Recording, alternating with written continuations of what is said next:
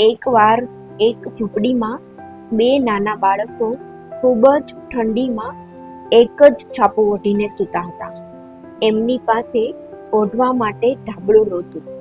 એટલામાં એક બાળકે એમની સાથે સૂતેલા બીજા બાળકને પૂછ્યું કે ભાઈ, આટલી ઠંડીમાં જેમની પાસે ઓઢવા માટે છાપું નહીં હોય એ લોકોનું શું થતું હશે? છે ને સમજવા જેવી વાત. અહીં વાત સંતોષની છે. તમારી પાસે શું છે અને શું નથી એ મહત્વનું નથી, પરંતુ તમે કેવી રીતે વિચારો છો એ મહત્વનું છે. સંતોષ હોવો એ ખૂબ મોટી વાત છે. સંતોષી નર સદા સુખી. તમે જિંદગી કેવી રીતે જીવો છો એ બિલકુલ મહત્વનું નથી, પરંતુ કેવી રીતે વિચારો છો એ મહત્વનું છે.